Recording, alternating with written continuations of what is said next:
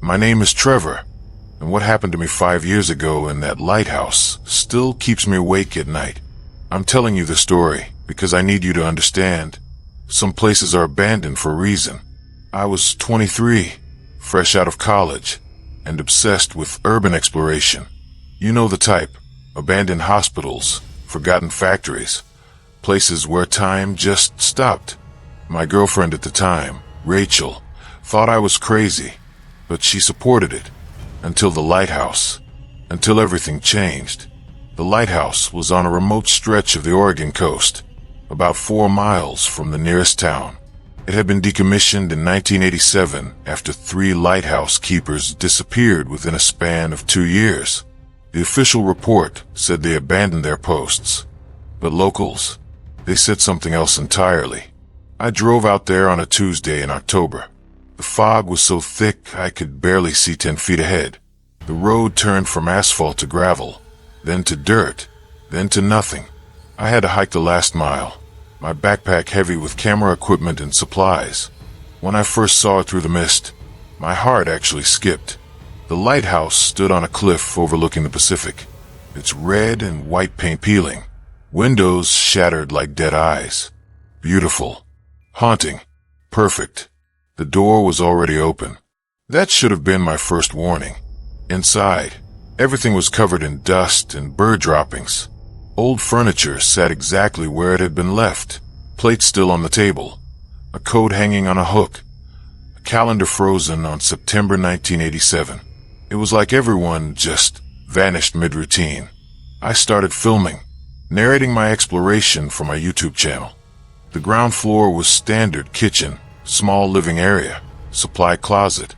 Then I found the stairs. They spiraled up into darkness, and every step groaned under my weight like the building was breathing. Second floor, 2 small bedrooms. One had children's drawings on the wall, stick figures holding hands. But in the corner of every drawing, there was something else. A tall black shape. No features. Just watching. The keeper who lived here had a family. A wife, 2 kids. All 4 of them disappeared. I kept climbing. The 3rd floor was the watch room, where the keepers would monitor the coast. The windows gave a panoramic view of absolutely nothing but gray fog and churning ocean. And that's when I heard it. A voice. Singing. It was coming from above me, from the lamp room at the very top. A woman's voice, soft and melodic, singing a lullaby I didn't recognize. The words weren't in English, or any language I knew. Every instinct screamed at me to leave. But I was young. Stupid. I thought it was the wind. I thought I could explain it away. I climbed the final ladder to the lamp room. The huge Fresnel lens sat in the center, dusty and dead. The singing stopped the moment my head cleared the floor. But I wasn't alone. There were drawings, hundreds of them, covering every surface, the walls, the lens, the floor. The same drawings from the bedroom downstairs, stick figures holding hands, and that tall black shape. But these drawings were different. These showed the progression, the black shape getting closer, reaching out, and in the final drawings, scattered near the seaward window, the stick figures were gone. Only the black shape remained, and it had gained features. Eyes. Too many eyes. My camera battery died. Just died. Full charge to nothing in an instant. That's when the fog outside pulled back, just for a moment, and I saw it, standing on the cliff's edge, maybe 30 feet away. A figure. Impossibly tall. Impossibly thin. Its arms too long, hanging past where knees should be. It had no face. Just a smooth expanse of pale, wet skin. But it was covered in eyes. Dozens of them. All different sizes. All blinking independently. All looking at me. I ran. I don't remember the climb down. I don't remember the hike back to my car. I just remember driving. Hands shaking so hard I could barely grip the wheel, until I reached a gas station where I finally broke down. The police investigated after I reported it. They found my camera equipment. They found my flashlight. But here's what they also found. Fresh drawings. On the lamp room walls. Drawings that weren't there before. stick figures, a car, a road leading away from a lighthouse, and that black shape following close behind. That was 5 years ago. I moved to Colorado, as far from the ocean as I could get. I got therapy. I got medicated. Rachel left me. She said I wasn't the same person anymore. She's right, because every night, when I close my eyes, I see those drawings continuing. The black shape getting closer to the stick figure that represents me, getting closer to my apartment, getting closer to my bed. And 3 weeks ago, I found a drawing slipped under my door. Same style, same black shape, but this time it was standing right behind my stick figure. Some places are abandoned for a reason, and some things don't like to be seen. I just wish I'd figured that out before it saw me back.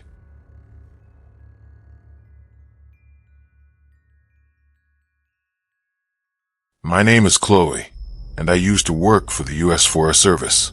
Used to. What I'm about to tell you is the reason I quit, moved back to the city, and haven't been in woods since. This happened 2 years ago, in the Shoshone National Forest in Wyoming. I was a fire lookout stationed in one of the most remote sections of the forest. My cabin was accessible only by a 7-mile hike from the nearest fire road.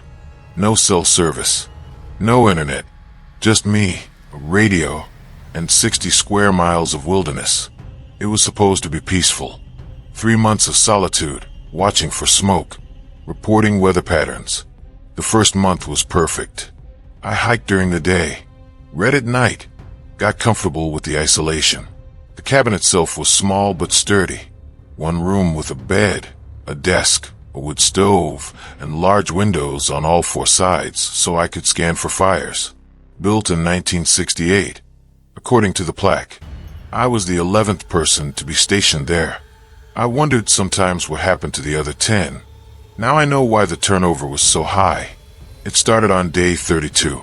I woke up at 3 a.m. to use the bathroom, just a composting toilet in a small closet. When I came back to bed, I glanced out the north window and froze. There were lights in the forest, not flashlights. These were stationary, hovering about 6 feet off the ground, arranged in a perfect circle maybe 200 yards from the cabin. 7 of them, pale yellowish white, not moving, just existing. I radioed base. They said it was probably campers, though camping wasn't allowed in that section. By the time the sun came up, the lights were gone. I hiked out to where they'd been. No footprints, no camp, no explanation. The lights came back the next night. Same time, same formation, but closer.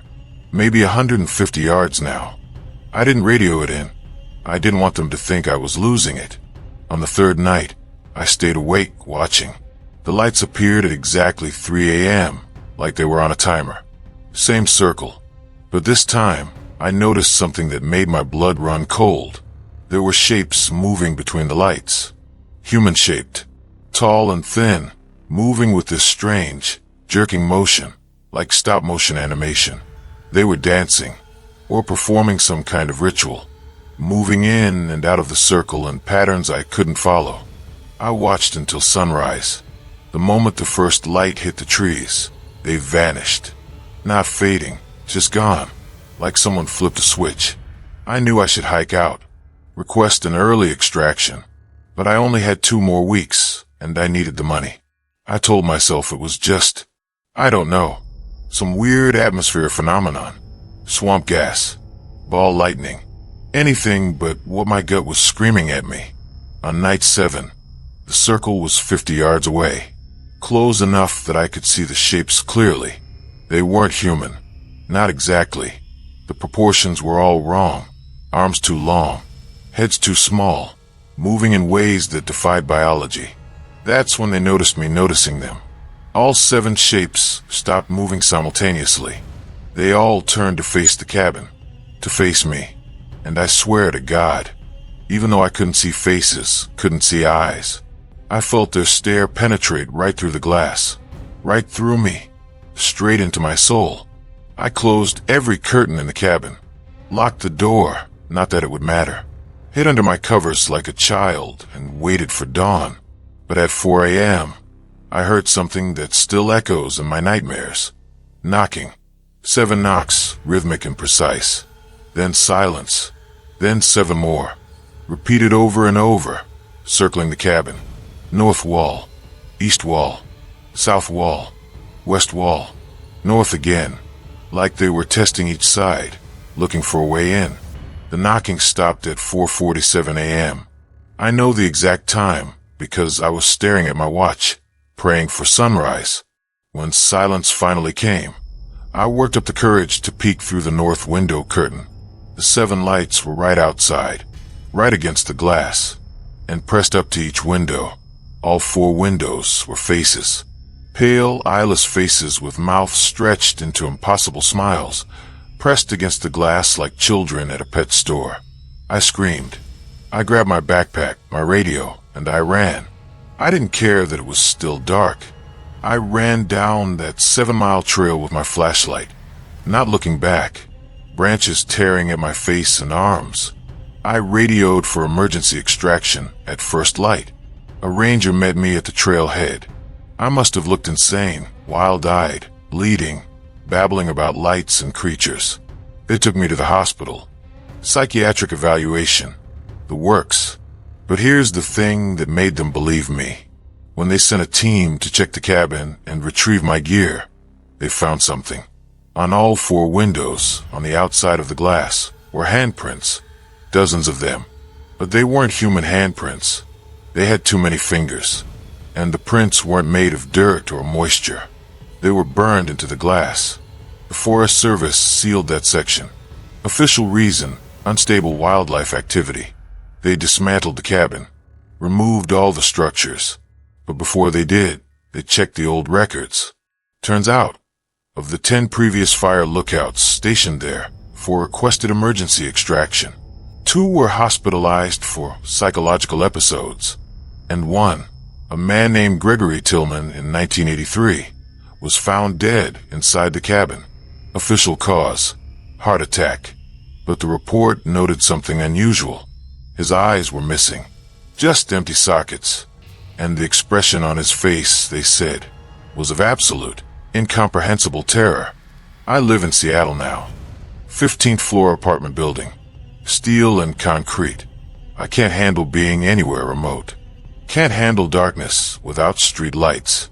My therapist says it's PTSD. Maybe it is, but I know what I saw. I know what touched those windows. And sometimes, when I'm alone at 3 a.m., I swear I can still hear it. 7 knocks. Slow and rhythmic. Testing. Always testing. Waiting for the night I forget to lock my door.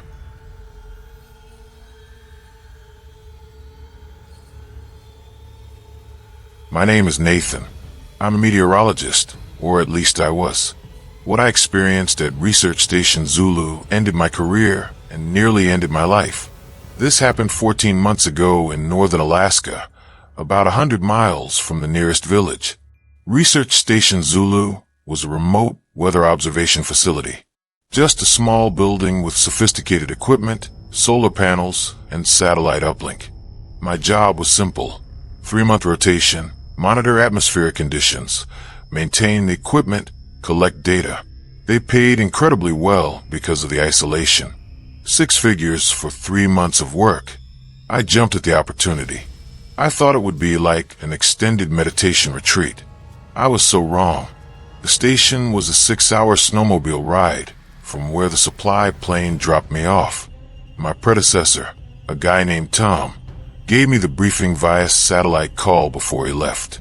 Standard stuff, equipment maintenance, emergency protocols, supply inventory. But at the end, he said something that stuck with me. Don't go outside during the dark months if you hear your name. I laughed, thought he was hazing the new guy. Alaska humor, right?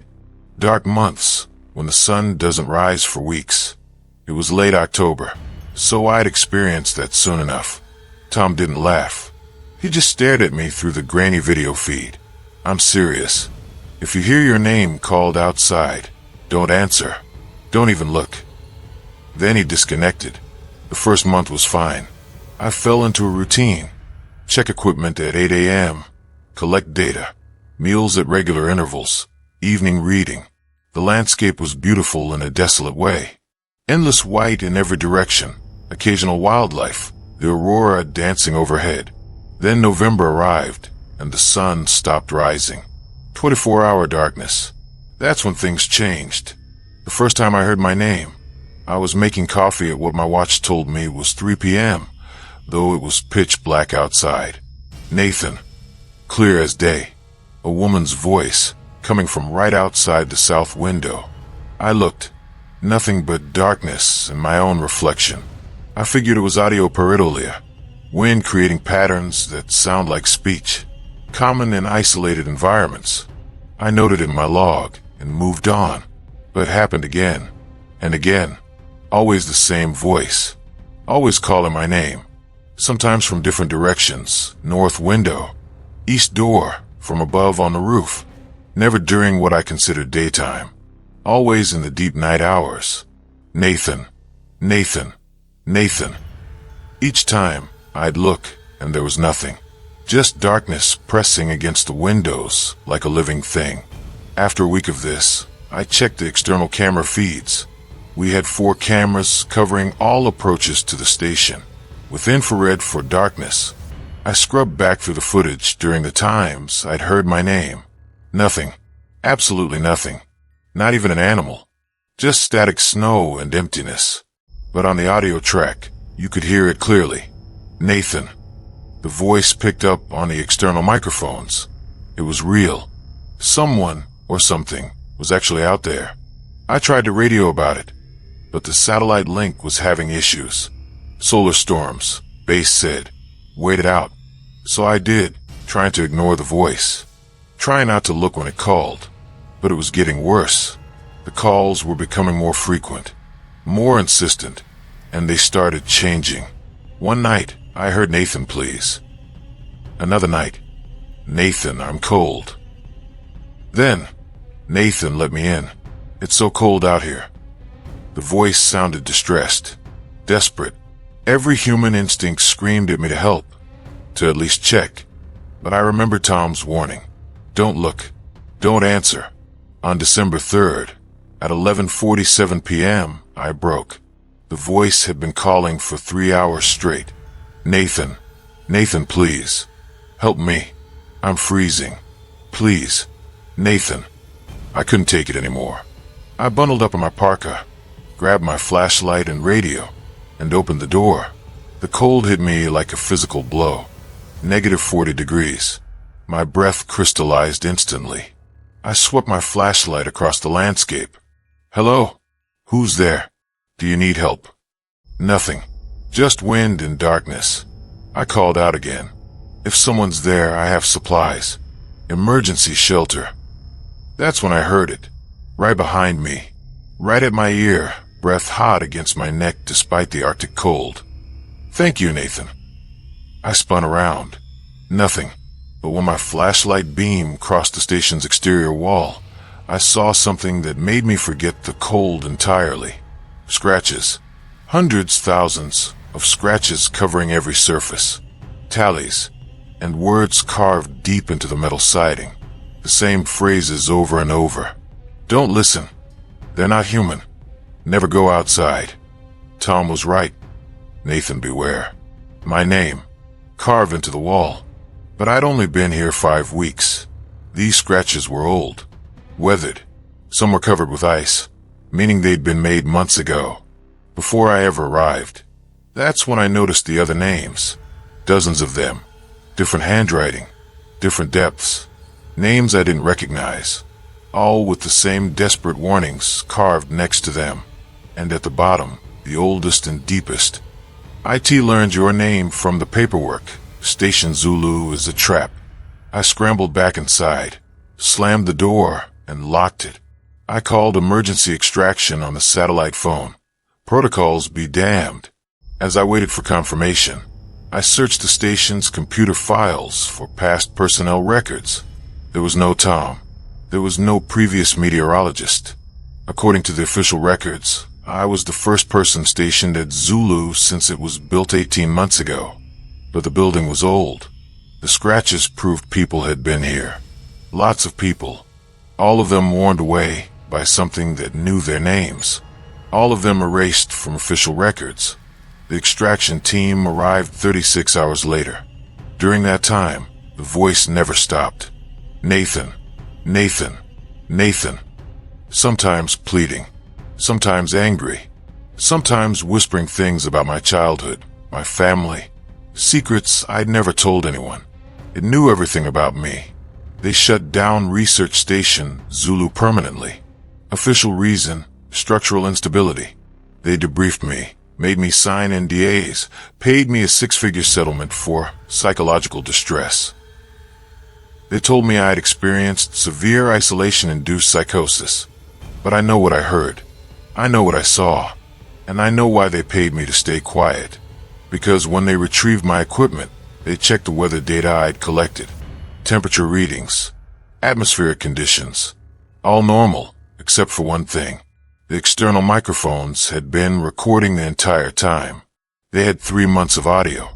And on every single file, from the day I arrived until the day I left, there was a voice, calling names. Not just mine. Dozens of different names. Different voices calling them. All day. All night. Constantly. Calling and calling and calling. The thing is, I never heard most of those names being called. I only ever heard mine. Which means it was calling to others. People who weren't there. People who hadn't arrived yet. Or people who'd been there before and never left. I still don't know which is worse. That it was calling to people who didn't exist, or that it was calling to people who did. And I just couldn't see them. Research Station Zulu sits abandoned now, somewhere in the Alaskan darkness. And if you're ever offered a high-paying job at a remote location, if they're almost too eager to send you, do yourself a favor. Check the employee records. Look for gaps. For names that appear and disappear. Because some places aren't remote by accident. Some places are remote because nothing human should ever be there. And something else already is.